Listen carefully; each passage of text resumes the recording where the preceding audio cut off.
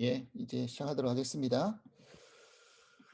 오늘은 이제 에서 이제 마지막 시간입니다. 예, 창세기 20, 27장 30절에서 46절 말씀을 중심으로 가지고 이야기할 텐데, 그동안 우리가 이제 마무리를 하면서 에서의 어떤 인간됨의 특징, 그 성격의 특징을 한번 살펴보겠습니다. 에서의 성격의 특징. 우리가 첫 번째로 그동안 쭉 다루었던 주제가 뭡니까? 에서는 일단 하나님 앞에 선택받지 못한 자였죠. 하나님이 미워하는 자라고 했어요. 미워하는 자가 이제 선택받지 못한 자죠. 그죠?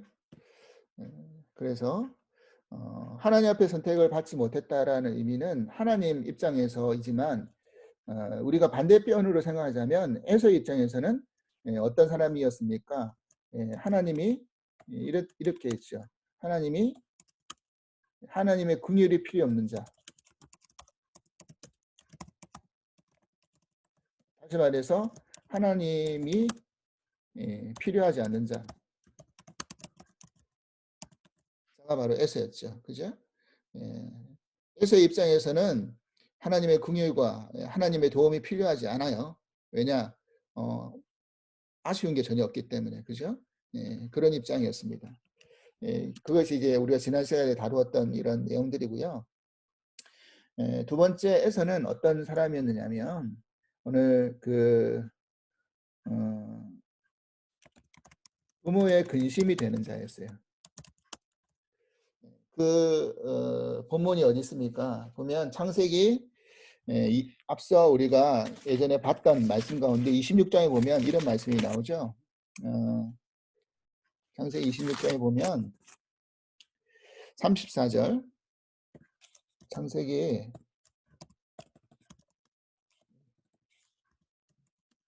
26장 34절 35절을 보면 이렇게 되어 있죠. 왜냐하면 에서가 40세에 헷족속 브리엘의 딸 유딕과 헷족속 엘론의 딸 바스맛을 아내로 맞이하였더니 그들이 이삭과 리브가의 마음에 근심이 되었더라 그랬죠. 그러니까 이삭과 리브가의 부모의 마음에 이방 땅 헷족속의 딸들과 결혼함으로 말미암아 근심이 되었다고 했습니다. 그러니까 아버지 이삭은 리브가를 맞이할 때 고향 땅으로 찾아가서 그 종을 보내서 아브라함이 종을 보내가지고 그 아내를 맞이하게끔 만들었잖아요. 그러니까 이방의 여인하고 결혼한다는 그 자체가 얼마나 그 부모에게 근심이 되는지 모른다는 겁니다. 왜냐하면 그들이 섬기는 신도 다르고 또 삶의 배경이 다르기 때문에 부딪히는 일도 많고, 그래서 성경에서는 그런 것에 대해서 엄격히 금하고 있었죠. 자, 그래서 나중에 야곱을 떠나보낼 때 오늘 읽었던 본문의 마지막 46절, 창세기 27장 46절에 보면 뭐라고 되어 있습니까? 리브가가 이삭에게 이르되 내가 햇사람의 딸로 말미암아 내 삶이 싫어졌거늘 야곱이 만일 이 땅의 딸들 곧 그들과 같은 햇사람의 딸들 중에서 아내를 맞이하면 내 삶이 내게 무슨 재미가 있으리까? 그죠? 햇사람의 딸로 말미암아 그가 마음에 근심이 많았다라는 것을 이야기하고 있습니다. 그래서 그 삶이 오죽했으면 싫어졌다라고 말할 정도로 리브가가 그 이야기를 했겠습니까? 그래서 만약에 야곱도 만약 그와 같이 헷족 속의 딸과 결혼한다고 한다면 정말 살기 싫어지겠다. 무슨 재미가 있겠느냐. 이렇게 이야기할 정도로 그런 표현을 썼다라는 것입니다. 자, 그래서 창세기 28장 1절에 보니까 이삭이 야곱을 불러 그에게 축복하고 또 당부하여 이르되 너는 가나안 사람의 딸들 중에서 아내를 맞이하지 말라. 그래서 이삭이 야곱에게 뭐라고 이야기했느냐면 28장 1절에 보니까 너는 가나안 사람의 딸들과 결혼하지 말라라고 특별히 당부를 하고 그 외삼촌 라반의 집으로 보내죠. 이랬다는 것입니다. 그러니까 나중에 그 에서가 이런 아버지의 실언인 것을 알고 28장 8절에서 9절 보면 이랬어요. 에서가 또 본즉 가나안 사람의 딸들이 28장 8절에서 9절 말씀 보니까 어떻게 되느냐면 에서가 또 본즉 가나안 사람의 딸들이 그의 아버지 이삭을 기쁘게 하지 못하는지라 이에 에서가 이스마엘에게 가서 그 본처들 외에 아브라함의 아들 이스마엘의 딸이요 느바요스의 누이인 마할랏을 아내로 맞이하였더라 그랬어요. 그러니까 보다 못해서 가나안의 여자가 이삭에게 만족을 주지 못하니까 아버지에게 혹 밉볼까 싶어가지고 이때는 어떤 때입니까? 야곱이 지금 그의 집에 떠났죠. 그래서 그 재산이 사실은 다 에서의 차지가 되는 거잖아요. 근데 아버지는 아직까지 분명히 살아 계세요. 분명히 살아 계시기 때문에 이것에 대해서 본인이 염려한 거죠. 혹여나 아버지가 마음이 바뀌어가지고 또 뭐 사실은 이스마엘한테 줘버리겠다 이럴 수도 있잖아요. 아니면 내 종에게 줘버리겠다 이럴 수도 있으니까 그것 때문에 아버지의 마음을 조금이라도 좀 눈에 들게 하기 위해서 이스마엘에게 찾아간 겁니다. 이것 또한 사실 마음에 안 드는 일이죠. 이스마엘하고 이삭하고 사이가 사실은 좋지 않잖아요. 근데 이스마엘에게 찾아가가지고 그의 딸과 함께 결혼하면 조금이라도 그래도 이방 여인은 아니니까 같은 그런 혈족 안에서 뭐 이렇게 된 거니까 하면서 누그러지지 않을까라는 마음으로 그렇게 막 꼼수를 쓴 거죠.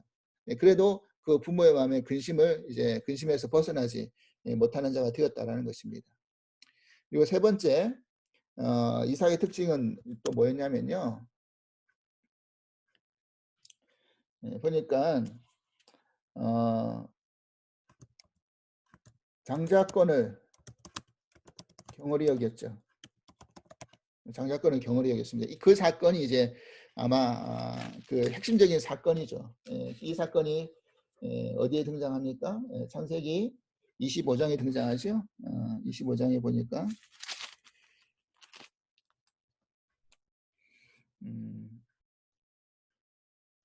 25장 27절 이하를 읽어보겠습니다. 그 아들이 장사함에 에서는 익숙한 사냥꾼이었으므로 뒷사람이 되고 야곱은 조용한 사람이었으므로 장막에 거주하니 이삭은 에서가 사냥한 고기를 좋아하므로 그를 사랑하고 리브가는 야곱을 사랑하였더라.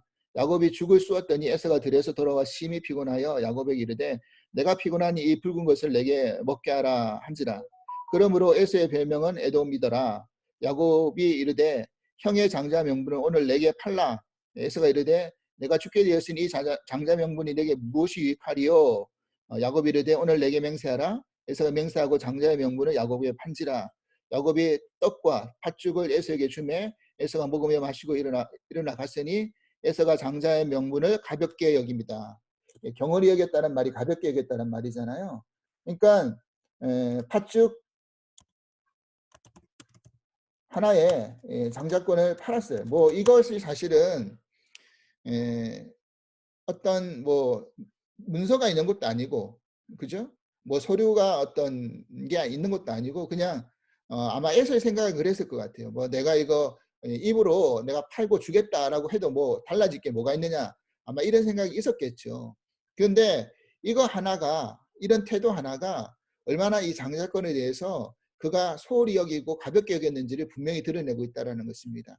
이 장자권이 상징하는 게 뭐예요? 장자권이 상징하는 게 하나님의 어떤 축복이지만 그 축복을 넘어서 결국 뭘 상징하느냐면 하나님의 은혜를 상징하는 거잖아요. 은혜. 하나님의 은혜죠. 사실은 잘 한번 생각해 보십시오. 에서가 뭐 잘나가지고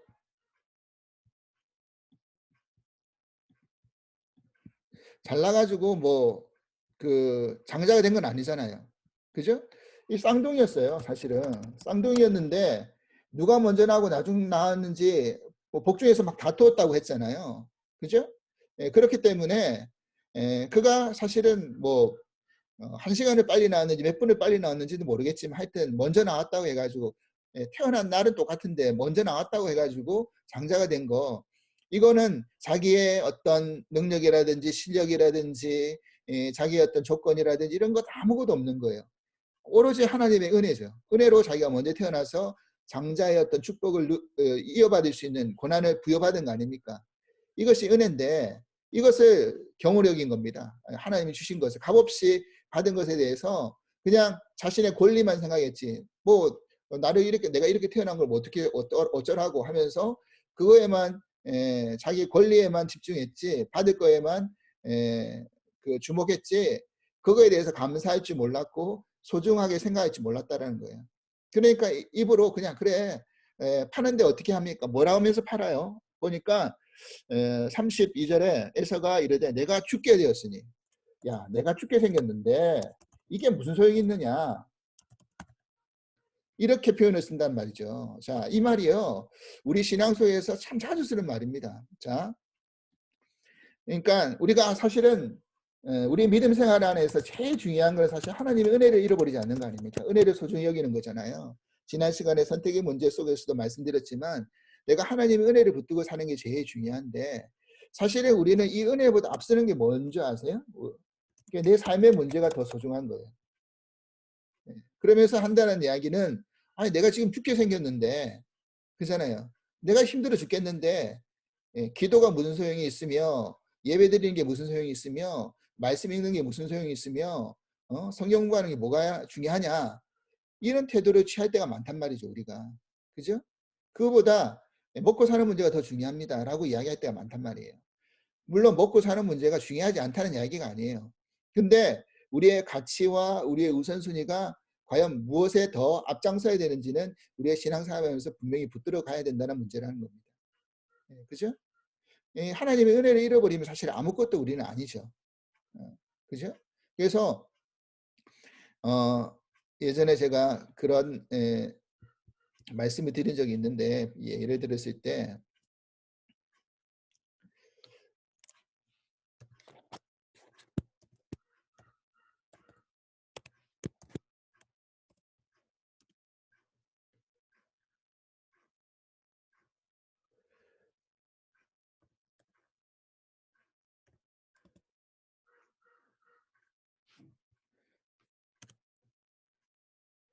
우리가 그 사람을 잃으면 많이 잃은 거죠. 근데 건강을 잃으면 진짜 더 많이 잃은 거죠. 그러니까 돈을 잃으면 좀 적게 잃은 거고 사람 잃으면 많이 잃은 거고 건강 잃으면 진짜 더 많은 거 잃은 것이죠. 그런데 우리가 정말 하나님을 잃어버리면 전부를 잃어버린 거라는 거죠. 그러니까 하나님의 은혜가 우리에게 사실은 전부라는 걸 우리는 분명히 믿고 가야 되는 것이죠. 그래서 하나님 하나님에게 주어진 그런 것이 전부인데 그거 빼버리면 사실 아무것도 아닌 인생이라는 걸 우리는 알 수 있어야 된다는 것입니다. 그러니까 그런 부분들을 우리가 기억하고요. 그래서 사실 그 팥죽 하나 사실 안 먹는다고 해가지고 에서가 당장 죽을 일이겠습니까? 그잖아요. 그 한 끼 안 먹는다고 무슨 목숨의 경각에 달하는 겁니까? 못 살 문제입니까? 죽을 문제입니까? 아니라는 거죠. 근데 우리는 사실 이거 그 한 끼 한 문제 이거 사실은 안 풀면 이거 하나 안 먹으면 이거 하나 뭐가 해결되지 않으면 다 잃는 것처럼 생각할 때가 많아요. 그래가지고 여기에 진짜 중요한 것을 잃어버릴 때가 많단 말이죠. 이거보다 더 소중한 게 있는데 그 한 끼 사실 팥죽 한 번 안 먹는다고 크게 달라질 건 없잖아요. 잠깐 배고플 수 있죠. 자기가 그러면 그 시장한 문제 가지고 자기 사냥한 거 가지고 자기가 요리해서 먹으면 되잖아요. 에서가. 근데 그거 못 참는 거잖아요. 당장 그 순간을 못 참고 그 배고픔을 못 참고 지금 야곱이 팥죽을 맛있게 끓이고 있으니까 그거 빨리 좀 달라고 내가 지금 배고프니까 좀 먹게 해달라고 그러면 야곱이 이거 줄 테니까 야곱이 이제 그 부분은 나중에 이제 야곱 편에서 이야기할 때 이 장자권의 팥죽을 문제 가지고 파는 문제에 대한 이야기를 또 언급하겠지만 일단 오늘은 에서에 대한 이야기를 하는 거니까 에서의 관점에서만 이야기하겠습니다. 야곱이 그렇게 팥죽을 말해서 그것 좀 빨리 달라고 했을 때 야곱이 그러면 장자권을 나한테 넘기면 이거 줄 테니까 그렇게 하겠소 하면 에서가 뭔 소리야 그것 때문에 내가 나한테 장자권 줄려? 필요 없어. 내가 내 음식 해먹고 말지 만들 수 있었단 말이죠. 그런데 야곱에서는 그것을 못 참고 급하게 그거 하나 해결이 되지 않으면 그거 하나 받지 못하면 뭔가를 다 잃어버린 것처럼 생각하면서 진짜 소중한 것을 넘겨버리는, 아무렇게도 생각하지 않는, 가볍게 생각하는 그런 우를 범했단 말이죠. 그러니까 우리가 우리의 믿음 생활을 하면서 사실 그런 우를 범할 때가 종종 있다는 것을 우리가 알 수 있다는 것입니다. 이 에서의 태도를 보면서. 그래서 성경의 히브리서 12장을 보시겠습니다. 히브리서 12장 말씀.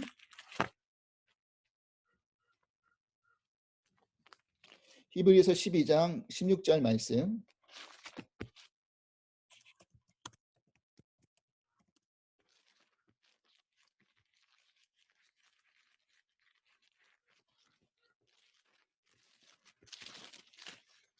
히브리서 12장 16절에 보면 뭐라고 되어 있느냐면 이렇게 되어 있죠. 음행하는 자와 곧 한 그릇 음식을 위하여 장자의 명분을 판 에서와 같이 망령된 자가 없도록 살피라 그랬어요. 자, 장자의 명분을 한 자를 뭐라고 성경에는 이야기하고 있습니까? 망령된 자라고 그렇게 이야기하고 있어요. 망령된 자. 이 망령된 자라는 의미는 무슨 의미가 되냐면 믿음을 배신한 자, 영이 죽은 자잖아요. 하나님의 영이 죽어버린 자, 믿음을 배신한 자, 그런 사람이 돼버린단 말이죠. 자, 빌립보서 3장 18절에서 19절 말씀 보겠습니다. 빌립보서 3장 18절에서 19절 말씀. 내가 여러 번 너에게 말하였거니와 이제는 눈물을 흘리며 말하노니 여러 사람들이 그리스도의 십자가의 원수로 행하느니라. 그들의 마침은 멸망이요 그들의 신은 배요 그의 영광은 그들의 부끄러움이 있고 땅의 일을 생각하는 자라 그랬어요. 자, 그래서 믿음을 버리고 망령된 일을 하는 사람은 어떤 사람이다? 땅의 일만 생각하는 사람. 그렇게 성경은 이야기하고 있어요. 땅의 일을 생각하는 자는 뭘 버리는 자라고요? 그리스도의 십자가의 원수로 행한다 그랬어요. 십자가를 통해서 우리 위해서 우리를 속하시고 우리에게 은혜 주시고 이런 그리스도의 사랑과 은혜를 잊어버리고 땅의 일만 생각하는 사람이 있다. 이게 다 그러니까 장자권, 하나님의 은혜, 이게 이렇게 다 연결된다는 것입니다. 실제적으로. 그죠? 그래서 에서는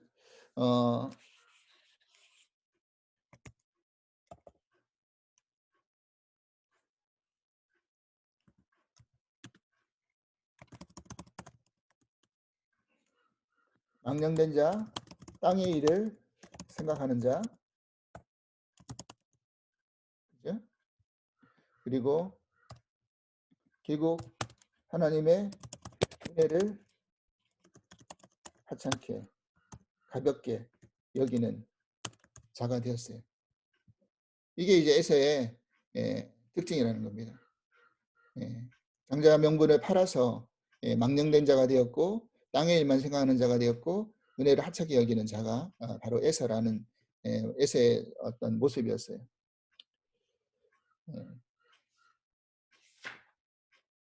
자, 그리고요 이제 축복을 그러니까 이제 오늘 본문에 이제 보겠습니다. 본문으로 돌아와서 자, 그런 사람이었는데 이제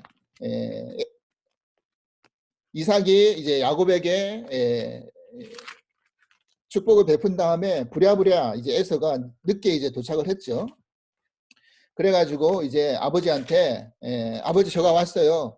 아버지 이게 맛있는 그 요리 해왔으니까 좋아하시는 사냥을 해가지고 좋아하는 고기 잡아와가지고 요리를 했으니까 이거 맛있게 드시고 이제 저한테 축복해 주세요 했잖아요. 에서가 와가지고 그러니까 야곱이 깜짝 놀랐잖아요. 왜냐하면 이미 먼저 야곱이 와가지고 리브가가 해준 그 고기 음식을 먹고 이미 야곱이 축복 다 해줘 버렸어요. 근데 갑자기 자기 그래서 이삭이 놀라가지고 너 지금 누구냐 그러니까 누구긴지 아버지 큰아들 에서죠. 그러니까 뭐라고? 나 그러면 앞서 왔던 나에게 그 사냥한 요리를 만들었던 자는 누구냐? 그러니까 야곱인 걸 알았던 거예요. 그래가지고 이제 그제서야 그 오늘 본문 34절에 보니까 에서가 그의 아버지 말을 듣고 소리내어 울며 아버지에게 이르되 내 아버지여 내게 축복하소서 내게도 그리하소서. 이미 야곱의 축복을 다 해줬는데 자기한테도 축복해달라고 막 이제는 울면서 매달리는 거잖아요. 가지 그 바지가랑이 이제 붙잡고 막 매달리는 것처럼 그렇게 매달리는 겁니다. 그러면서 이미 나는 다 복을 해줬는데 너한테 줄 게 없는데 라고 하니까 에서가 뭐라고 했느냐면 38절에 에서가 아버지에게 이르되 내 아버지여 아버지가 빌 복이 이 하나뿐이니까 내 아버지여 내게 축복하소서 내게도 그리하소서 하고 소리 높이 울었어요. 아버지가 빌 복이 이거 하나뿐입니까? 내게도 좀 축복해달라고 하면서 막 매달리니까 그제서야 이삭이 할 수 없이 했던 축복이 뭐냐면 보세요. 27장 39절 말씀입니다. 뭐라고 축복했는지 보세요. 이게 축복인지 아니면 저주인지도 모를 정도의 기도를 해줍니다.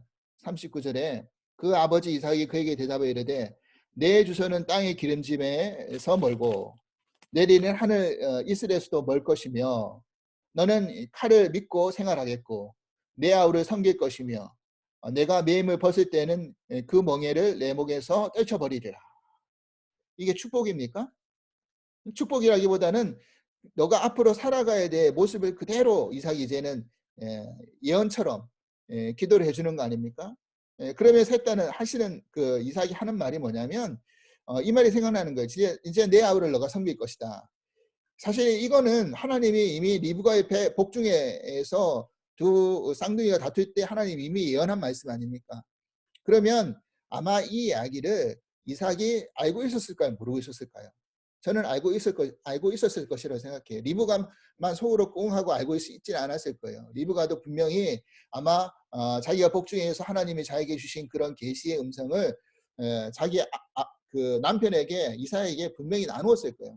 근데 시간이 지나가면서 그 이야기를 아마 이삭이 깊이 마음 심중에 생각하지 않고 그냥 이삭의 그 성격 자체가 곧대로 사는 사람이니까 이게 맞다라고 하면 그것만 보고 쭉 가는 사람이니까 당연히 에서는 장자니까 에서에게 장자의 명분을 줘야 되겠다. 요것만 생각했겠죠. 근데 이제 그렇게 뒤바뀐 상황이 물론 야곱의 어떤 관계와 리브가의 그런 어떤 속임으로 인하여서 생겼다 할지라도 이제 나중에 생각해 보니까 예전에 리브가가 복중에 있을 때 하나님께서 리브가에게 그런 계시를 줬지 이제 생각나는구나 하면서 그제서야 이제 에서에게 마땅히 살아야 돼 사는 모습의 어떤 그 예언의 기도를 한 겁니다. 그러니까 네가 내 아우를 섬길 것이다.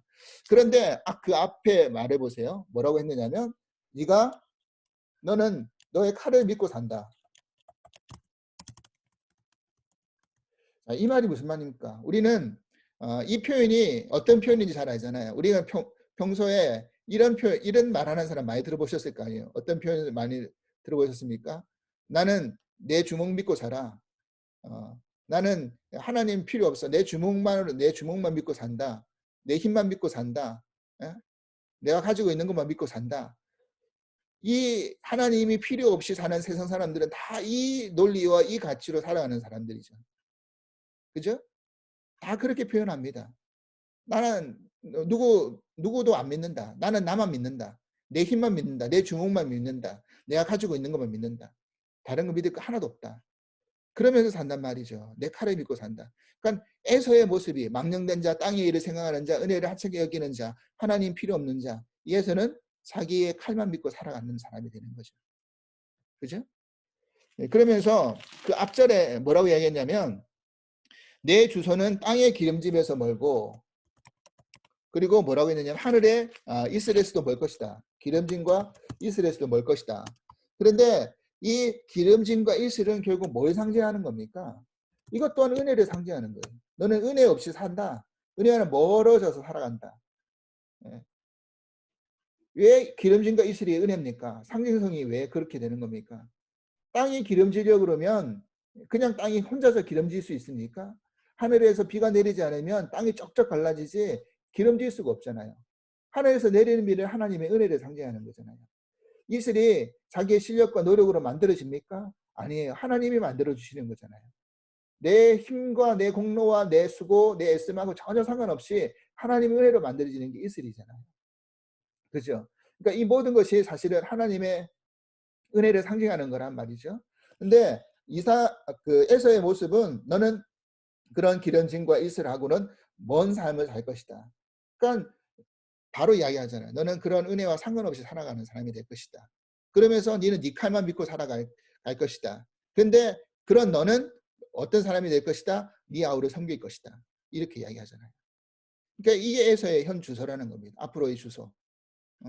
비록 그가 야곱은 쫓겨가고 야곱이 아버지의 이삭의 어떤 재산 하나도 갖고 떠나지는 못하면서 자기가 그 재산 다 누리고 산다 할지라도 결국 나중에 결국 결론은 그리고 그의 우선의 마지막은 결국 어떻게 되는 거라고 했습니까? 멸망으로 끝나버리고 아무런 것도 남지 않고 그냥 끝난다라는 예언이 성경의 에돔 족속의 후예들에게 그대로 드러난다라는 이야기를 아마 그 앞서에서의 편에서 이야기할 때 말씀을 드렸죠. 그랬다는 것입니다.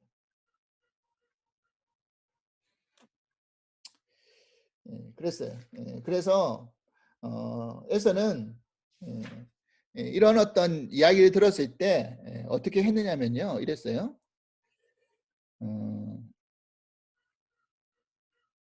8절 보니까 그렇게 그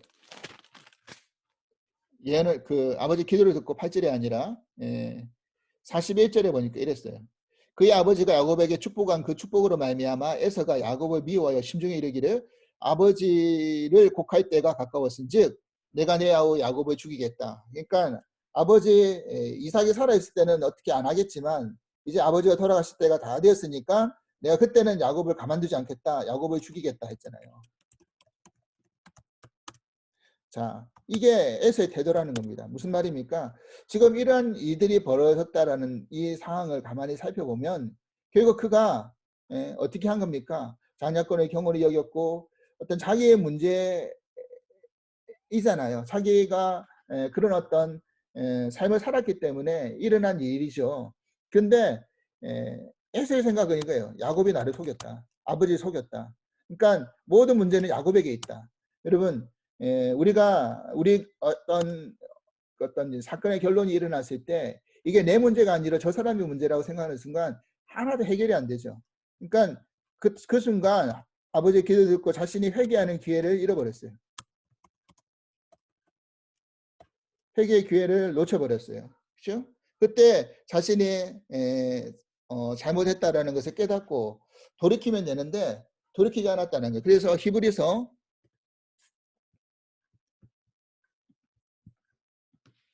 12장 17절 말씀 보면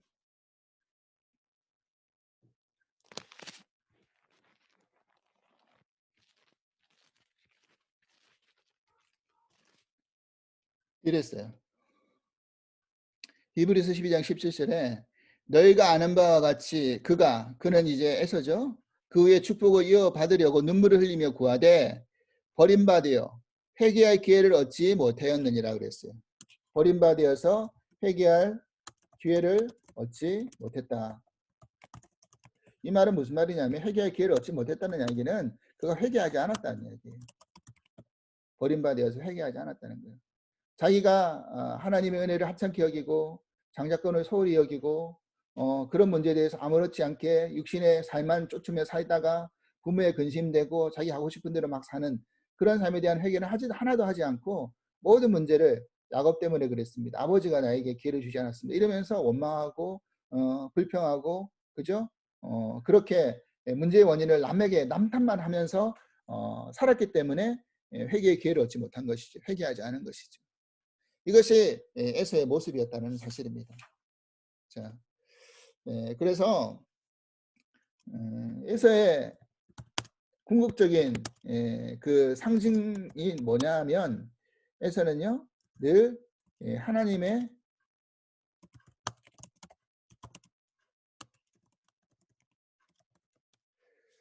에서를 상징하고 있는 모습은 뭐냐면 늘 하나님의 반대편에 선 사람이에요.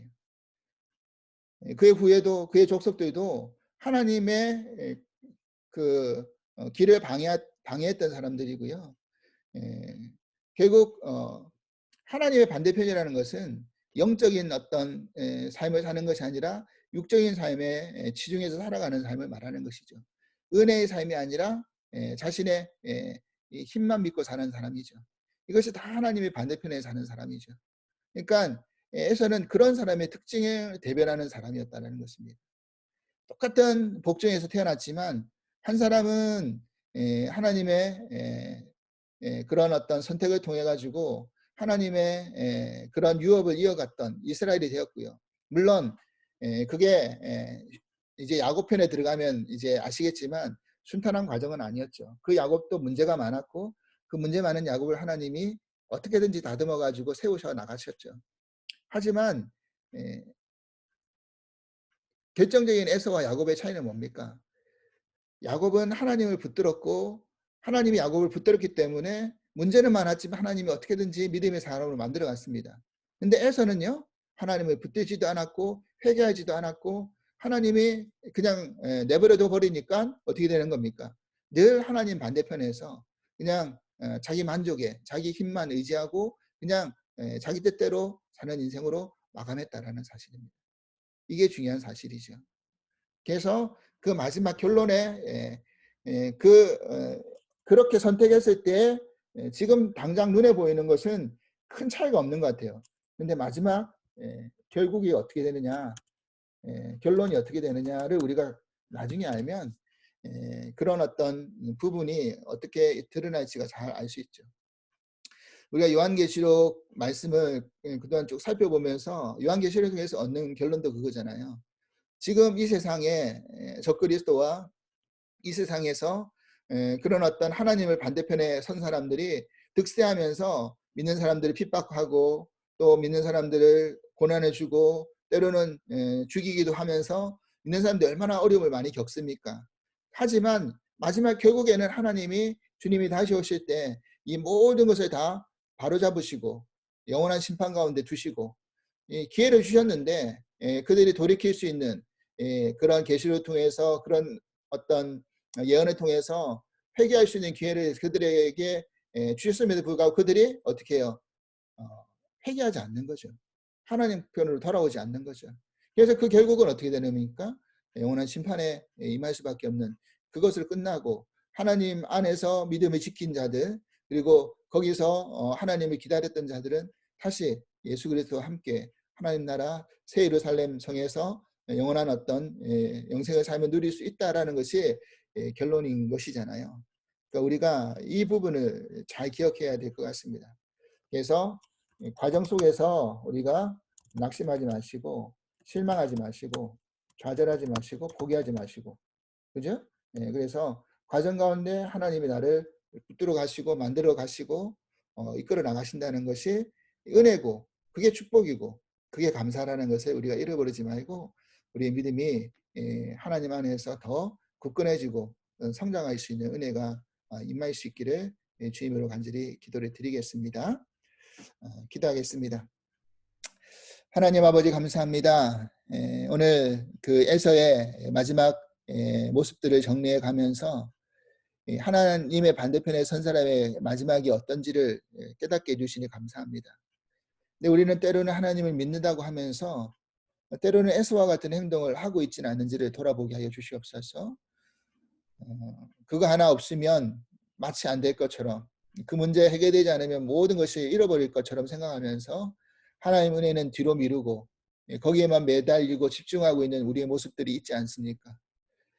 내가 정말 죽게 생겼는데 뭐가 중요한가 하면서 그런 믿음에 대해서 신앙에 대해서 은혜에 대해서는 정말 가볍게 여기는 우리의 모습들 또한 보게 됩니다. 하나님 그러하오니 우리가 정말 중요하게 생각하고 귀중하게 붙들어야 될 것이 무엇인지를 깨닫게 하시고 정말 하나님이 우리에게 주시는 그 기회 속에서 회개하면서 하나님께로 돌이키면서 우리가 믿음의 그런 신앙의 경주를 그렇게 포기하지 아니하고 끝까지 하나님과 동행하면서 걸어갈 수 있는 저희 모두가 될 수 있도록 인도하여 주시옵소서.